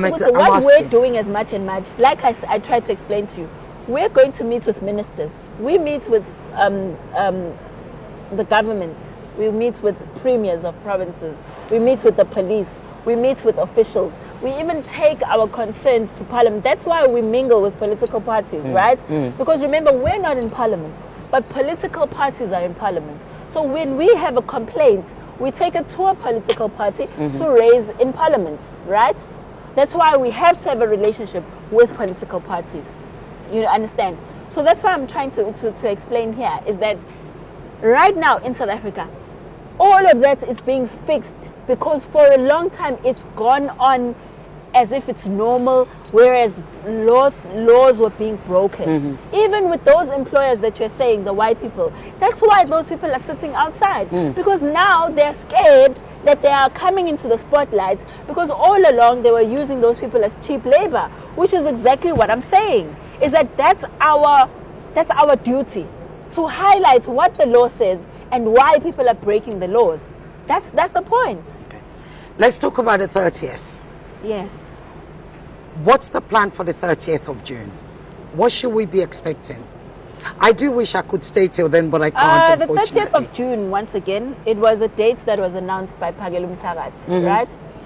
He gave it as a cut-off date for all people who are in the country legally to self-deport and go home.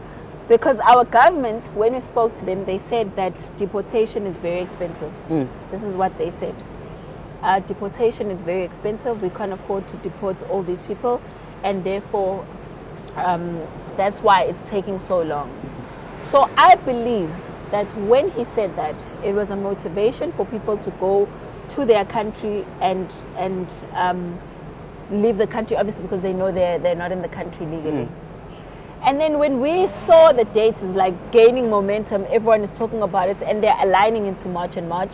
Obviously now we're getting worried, like, okay, because what is going on? What is this about the 30th of June that everyone is talking about? So he tried to explain it, to say that it's not an event, it's not a Holocaust like people are trying to make it out to be. It's just a day that we've seen. Well, it's been presented, and the way people have received it is a day of program. I know, a day when people... I know. Is it not that? No. It's just going to be a date. As much and much, like I said, we saw the dates as getting out of hand because people have expectations that some of them are going to go out there and do crazy business. Absolutely. Right? I mean, I've seen videos of somebody sharpening an axe, saying the 30th of June. And the government has warned them against that, right? But what's warning going to do? Whoever I responded know, because to warning. honestly, I kind of, you see, that's what I'm trying to say. We didn't announce the 30th of June. We are now trying to just put the situation together, right? So that there's no people running around acting crazy. But at least when we gathered in one place, we can have a march, and there's police and there's security. We can manage that. Are you going to march on the 30th of June? We'll have to. We don't have a choice.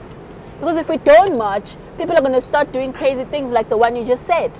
Right. That's the problem. Because now everyone associates the 30th of June with March and March. Yes. And if we decide to sit back and not do anything and say, we're not going to do anything, what is the government doing? Why don't you say they're having press we will have our march on the 1st of July or the 5th of July. Please do not do anything on the 30th of June. Oh, they're not going to listen to that. They're not going to listen to that. Because the 30th of June has been... It's taken on a life of its own. Even by government, right? Even government, even the international world is now talking about this 30th of June as if like... Then I said, I even said to the government, the problem is the communication of the government. Because why are you creating fear? Like people must just be scared. If you are scared, for example, let's say if they felt like we are scaring people, why not call us? You understand? Call us and say, guys, the 30th of June, what is going on? Yabo, how do we mitigate the situation? Let's sit together. How do we fix it? You know what I mean? Don't go onto public platforms and keep saying, oh no, we are ready. We've got this much police. We've got this. It's adding to the fear. I was saying that we've had hundreds of marches. We've marched almost every day. You haven't seen people going and but we do see though. No, I mean, we've not got our marches. not much. We do see individuals. That's exactly. And all I can say is that would it not be? No, I am asking. This is a question. I'm frustrated because I have to account for things other people do, and I'm trying my best. It's not. I get what you're saying, that it's not March and March, but when you see these videos of people, individuals going into shops, gangs going into shops saying get out, doing this, doing that. Do you no, what I'm saying is, do you not feel like I like stop this? Have you said stop? I've said it several times. I even showed you a video. I've been on TV saying the same thing, that we've never advocated for violence. We don't. Do the other groups? Do you know? Amber no, and all of yes, them. they do. They do. They do. But how do you tell somebody to stop when you're holding weapons during your march? I'm trying to tell you that weapons are part of the culture. It's just part of the Zulu outfit. Even if I show you wedding videos right now, they're still holding sticks. It's part of the outfits. It's got nothing to do with terrorizing people or beating them up or whatever, you know. And that's why I'm repeatedly trying to explain that there's a cross messaging somewhere, and there's a lot of fear. Obviously, I understand it's coming from things that have happened in the past. I get that. But also try and be rational when you're looking at things, you know. Try and sift through the message. Listen to, when I speak, listen to what Jacinta is saying. Don't create your own version of what I'm saying. If you've never heard me advocate for violence, you can't then say that's what I'm saying. Because every time, like I say, I continuously say, we are dealing with the government. We hand over memorandum to government. When we do operations, yes, we're going to find illegal immigrants. We're going to remove them because they are breaking the law. They're not supposed to be in the country. But we're not going to do that on our own. We're going to have the police there because we're allowed to do that by law. But everything must be within the law. But we have to force the government, unfortunately, to do this with absolute vigor. Even if it goes to protesting every single day, we have to do that. But like I said, we do not want a model where people are going home in dead bodies. That's not what we want. We want a model where people are going home in full peace like you, and go there and say, listen, we were in South Africa, we were chased away, but we saw that the infrastructure is working, the roads are working, we want that for ourselves, so that we don't have to go to South Africa. You owe us that as our government. And if it means that all of us as Africans come together and be united with one voice and prove that Pan-Africanism is something that would work, it will work when we don't have to run away from our countries. There's no Pan-Africanism that works because you have to run away from Nigeria. That's not Pan-Africanism. It means we're not being honest with ourselves. My last two questions. Number one is, you mentioned earlier on about lies or perception and things that have been said about you. In particular to do with Nigerians. What do you hold up to? Because I saw a video of you talking about your mother and Nigeria, right? There's also word of that you used to post that you were dating a Nigerian and everything. Can you put that together and just unpack that for us? What is true, what is false? So, because it is believed that that's partly why you hate Nigerians. I don't hate Nigerians. They make me angry. Why? Because of their attitude and their behavior in the country. How so? Because of the drugs. Because but of not the... all. Of course. Is that a representative? It's not all. I'm listening. It's not all. That's why I'm saying I have very good Nigerian friends that we discuss football with, that we happen to be Lionel Messi fans, and we all love Messi. And that's why I have some Nigerians who are even supporting me. Henry Talks, Ace, all of those people, because they understand what I'm saying. That South Africans, you know the reason why we are so angry when it comes to foreign nationals, if we're being honest, because of Nigerians, Ethiopians, Somalians, Pakistanis, and the way they've been behaving in our country, right? Of course, it's not all of them. But like I said, if something is in your eyes, like if they've taken over cities where they call an entire Point Road, an entire place, it's known for drugs, it's known for prostitution. And everywhere where you find that there's a number of Nigerians, that's the most common things. There's drugs, there's prostitution, there's children there being trafficked to sell their bodies, etc. This is a normal thing. And that's why we are angry. It has nothing to do with, and we always say, we know that Nigerians are good people, especially those in Nigeria. We're not advocating. Well, there are lots of good Nigerians in South Africa. No, we know those. I mean, there's a huge professional. Trust me, professional community. Like I said, yes. I have some of them as friends, so I know that. I know that. I'm talking about those particular ones. I'm not talking about. So I don't know. When I speak and I speak about Nigerians in a negative tone, I'm talking about those ones. I'm not talking about every single Nigerian. Unfortunately, it's going to come out as generalized because they are a general group, unfortunately. So when we talk about that, it's not because we're saying we look at Nigerians and we say, oh, we hate you. No. No, you said We hate something. the You said behavior. yes. No, we you hate said they're the annoying. behavior, Yes, yes. not them as Right. people. We don't like the things they're doing in the country. That's a fact. And we just wish that So the is ones this that are there that part can of the acknowledge. reason of what happened to your mom? So what happened with my mom is that she was married to a Nigerian Okay. that she was not married to. And she was told when she tried to divorce, they said when she tried to remove the marriage and do it, they said she had to divorce and he would give half of it. And that was the whole fight around that. Do you know where he was? I mean, did You she don't know know him? the person at all. So how did she end up being married to It's him? the thing I was telling you about, the Home Affairs fraud and corruption. Right. That they do that. It was Yes. a normal thing, long time ago, before they tightened up the system. So now that system has become tighter, but now what's happening is... But you can will a go South to- African woman give a man No, they nationality? definitely do that. Some of them No, do no, I'm that. just asking. Can a South African no, woman remember, give nationality to a Like I non-South said- African Like man? I said, the system has been tightened. Before it was easier. You'd automatically... But I think your almost- law is that a South African woman cannot give nationality to a non-South African man.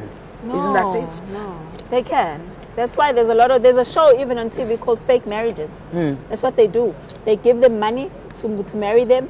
Then a lot of them end up having problems because their children now end up having to have the surname of this man that they don't even know.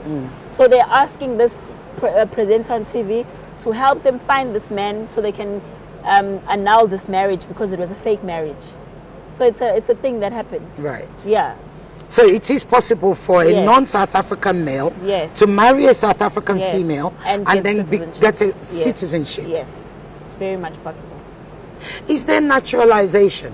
Yes. But why is that rarely ever spoken about? Why is it always documents? I'm just asking. Because naturalization is a more difficult process. Right. Yeah. So citizenship is easier. Right. Naturalization kind of makes you a full citizen. Yes. You're able to vote, etc., Yes. etc. So that's very difficult. It's not as easy as getting citizenship. Okay. Yeah. Okay. So, So your mom, part going of back the to your problems mom. that Yeah. we were talking about, that a lot of people end up being married with people that they didn't. I think that's where this first sort of pain came from, if I can Right. call it pain. And you know, just being around people sharing their different stories, man, it hasn't been nice. But like I said, you hate the actions, you don't hate the person. Yes. That must be very clear. Because I mean, I've met Nigerians all across the world. You still get along, you still fine. There's, like I said, there's other ones where we have football in common. We sit, we talk about it, because you don't hate the nationality, you hate the actions. And I really The wish actions that of some. Yes. In our country, I think it's most in our country. You think most Nigerians Here, in Nigeria, South Africa. in South Africa Yeah. are criminals? Not necessarily. They don't have No, to be well, criminals. It's the behavior. Yeah, but Yeah. behave in what Yes. way? So if they're not criminals, what's the other behavior? Because marrying somebody without their knowledge is Listen, criminal you know behavior. what? Let me tell you. Yeah. I don't want to put the blame solely on them. No, I know. South I'm just Africa asking you is about a Nigerians country because- that makes it easy for corruption to course. happen. That's Of where the course. problem is. So they'll be rigging electricity, hijacking. There's a lot. You know, there's a lot that happens. And I don't want you to take, like I said, I'll send you some of the stories so you can understand. You know, it's not something that you must take at face value. Okay. Like I said, Sizoktola, even 2 episodes ago, it's always on Sunday. Always on Sunday. There's always Nigerians selling drugs. And But I do you think, not know think what, those programs actually add fuel to the fire? They make you things see, worse. that's why I was they saying to- inflame. That's why I was saying to you why the society. why Much and Much came about. Much and Much came after Sizoktola. Sizoktola has been playing for 3 years. And that's why people have been getting angrier. And that's why we also decided to take a stand, because people in communities were getting angrier. Because the one I watched, even though they take them away, right? You don't ever get to see the results of how many were The court documented, process takes how a many, long time. yes, how many Yeah. were undocumented. So it gives a framework of, we've arrested 100, 200 from this house. And I saw the woman talking to them. I mean, for a start, the way she speaks to them is totally unacceptable, I have to say. But outside of that, the framing is, we've come into this house, we've taken all these Malawans out, you know, and then they And put those- them in a bus. Yeah. and Those they go. ones, it's for the ones I was telling you about that get we employed. don't. You never get to hear. I'll show you the crime one that I'm talking about. Yeah, I'm just saying you never get to hear the result of when they take them to the police station or when they take them to the ministry. The result is not there. Yeah, so those things are just fueling the polity and just making people, they're rage baiting. But that's what I'm saying to you, that's why the tension has been so high. It's not something that came now. It's been ongoing. And this is DSTV. And DSTV has a huge market across Africa. Indeed, a huge market in Nigeria. You've got a right to complain about that. I think you can submit your complaints, and I'm sure they'll take it in. But the point is, those are the shows that we sit and watch. And you can understand from a South African perspective. If you're on Sunday, every single Sunday, you're seeing Nigerians saying, oh, I came to South Africa. Why are you selling drugs? Oh, because I'm not working. Then you ask yourself, why did you come to South Africa? So all you guys are here to sell drugs. It makes everyone unhappy. It makes everybody angry. Exactly. And I'll show you the show. It stigmatizes a group. Exactly. Right. But then it also doesn't help that every Sunday they're there as well. Because they know where to go. I mean, if I want to prove that somebody is or a group is bad, and I know where to find the bad eggs, I would always go there. But do you know that film there? But do you know there's 9 provinces in South Africa, and 6 of the 9 provinces. This is something that was written by the South African Police Service. I'll even show you the names. Please remind me of all of this before I forget. I'm going to write this down. Please, the South African Police Service. SA Police. Province, right? Of the 9 provinces, 6 of the provinces have Nigerians as kingpins.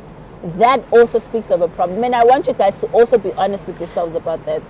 6 out of 9 is a problem. Look. And I always say is that, I've always even seen Nigerians in Nigeria complaining that, when they get deported from other countries, besides South Africa, when they get held for drugs, they also complain. They're like, these people are giving us a bad name.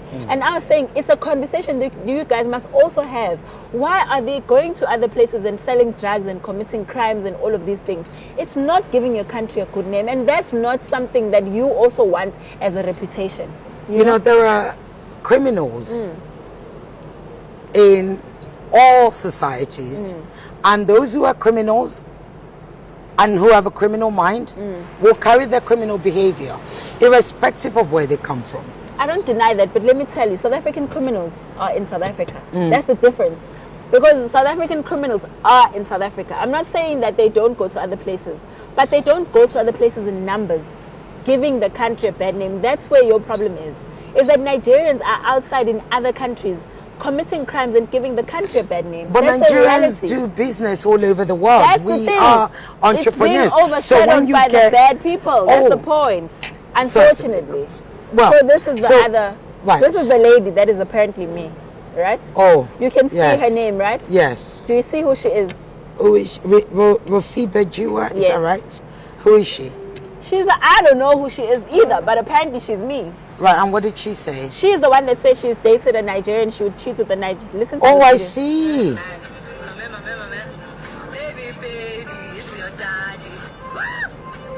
Oh, I see. I need to show it to the camera. Yeah. So you can see who owns the So you've never dated a Nigerian? In my life, no. I love Nigerian people. I've never. You see? That's her. So they started saying that's me. You've never actually dated with a Nigerian man. And I'm married now, so that's never going to happen anyway. Clearly. How long do you intend to continue with March and March? Number one. Number two, when you say your main fight is with government, it's with government not managing your borders. Yeah. It's not with the individuals. Yeah. Are you planning to turn March and March into a political group? Never. You're not planning to turn it and maybe run for office? Let me tell you, I can't wait to go back to normal life if my life will ever be normal. I'm tired. This thing is tiring. So how do we stop this thing from recurring? Because this is not the first time. You know what we stop? This has been going on. You know how we stop it? We have we're going to deal with governments. It's the government that's going to stop it. And we will deal with the government. They'll have to stop it. Because at the end of the day, if they don't stop it, this will continue like a cycle. The government But of this South happens, Africa, and it always happens close to elections. Nah, You don't think so? I don't think so. But I records think, show so. unfortunately, I think that it's been a bad thing where people use it to get into power, where they make promises. When they're in power, they forget about the people. That's why I'm not going to the political party. Because this is not about politics for me. This is just about making sure that South Africa is a good country, that people can still have a country as South Africans after everything, if after every politicians are done milking it and done stripping it apart and selling it off to all foreigners in the world, it still is a country that South African children can have. So something to Nigerians, Malawians, Zimbabweans, they have nothing to fear on the 30th of June with regards to a massive pogrom. I'm just asking. I mean, I think you need to say whether yes or no, because this is a great fear. Let me tell you something Yeah. about hurting people. You don't issue a date for hurting people if you want to hurt them. Do you understand? Well, you can issue a date, and all they did was issue a date and say, please, people should go. And those who want to But take, I've explained the those date. who want, I've explained the date. Yeah, issue, no, and right? that's what I'm saying. But So what I'm saying is, if we wanted to hurt people, we've been in existence for a year. People would have long been hurt. It's not going to take the 30th of June. but there to was hurt not people. a date. The date is not about hurting people. That's the point. No, I know, but that's what I'm reconfirming Yes, with you. Are you saying that Nigerians, Malawians, all the migrants in South Africa need not worry about a massive pogrom, violent pogrom I'm saying that on the 30th violence of June? is never on our plans. But we do want people in the country legally to leave. And if they we don't, and if they're not able to, No, the government what is going to happens make then? them leave. No, what 30th of June is what, next week? I've explained the 30th of June deadline, okay? Right, so you do We're not want them gonna to go leave, but not on 30th of but June. There's no sane person in their head who thinks by the 30th of June all illegal immigrants would have been gone. Well, that's the fear. I'm just saying, Jacinta, you have to understand. I have to run away. How, no, we are done. But you have to understand how people feel. Please understand. I'm not running away from anything that you're saying. Thank you so much. You've been very graceful. We've had. You've really given me a time to speak. You've listened to me. You've disagreed with me, but you haven't been rude about Absolutely it. not. You've been very kind, and I appreciate that. You came all the way just to give me an ear. Right now, I'm saying to you, there's not a single African person that I wouldn't want to see going to fight their government, because what I see happening in Africa is horrible. The conditions that African people are allowing their government to put them through is horrible. What I would like ideally is that once South Africa goes back to laws, because I keep highlighting what the laws of the country say, and unfortunately South Africa has been going on being unlawful for a very long time. And that's why we are re-inviting the law into our country, reminding our government of what the law says. Unfortunately, not everyone's going to be happy with us. Unfortunately, we can't control everyone, but we will try our best to control what we can.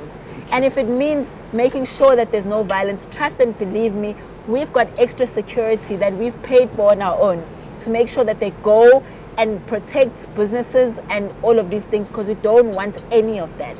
We've been through 2021, and in 2021, I can assure you, I was the first person to go out into my community and start cleaning up the community and tell them just how wrong it is that we had looting and all of these things. I'm not for that. And lacing. I'm not for that. Yes. You won't find me in those places, in those spaces. That is why I'm always in boardrooms fighting this issue of illegal immigration. What I do want, though, is for our African brothers and sisters to respect our country, because currently they don't do that. That is the honest truth. They don't respect us. They don't respect our country. You must see them on Facebook tormenting me, tormenting South Africans, telling us they're not going anywhere. This is their country. Mandela gave it to them. All of these things. You don't want to do that. It's not fair on us, right? Because you're placing the burden on us, and they get away scot-free to do whatever they want. So we're saying responsibility lies on both South Africans and foreign nationals to behave themselves in South Africa.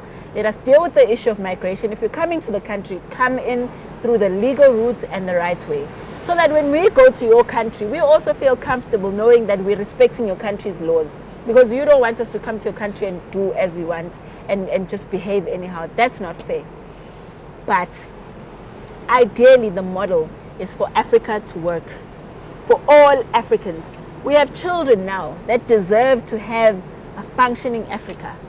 We're Africans, and black people, we don't glorify just our skin color. We think like Absolutely. people who want to improve the continent. Absolutely. We behave like people who want to. We can't have dictators every single time. We've got 90-year-olds sitting there running the country while people are being beaten up and hit. Human rights must not only apply in South Africa. Human rights must apply everywhere in Africa. African leaders must not sit there in those Pan-African parliaments and discuss minds and all of. They must discuss real life African people problems. How are they making their people live better? The infrastructure, the roads, how are they improving their lives? And I'm so annoyed that we get to spend so much time discussing this issue over real other. I mean, I was so annoyed that there's children in Nigeria being kidnapped. I want to be there to help Nigerians to say we can't have whatever Boko Haram or ever terrorizing the. What is the Nigerian government doing about that? They can't go on as if it's business as usual while the children getting kidnapped. That can't. We, as the citizens of Africa, really need to hold our governments accountable. And if we continue to fight each other, we're never going to get to that phase. Jacinta, Thank you, my sister. I tried Thank to. I've practiced your name. Several. Ngo Sese, Godese. Ngo Bese, Zuma. Yeah. It's been a pleasure. Thank you, my sister. Thank I'm so you. sorry I'm late. No, it's okay. Thank you.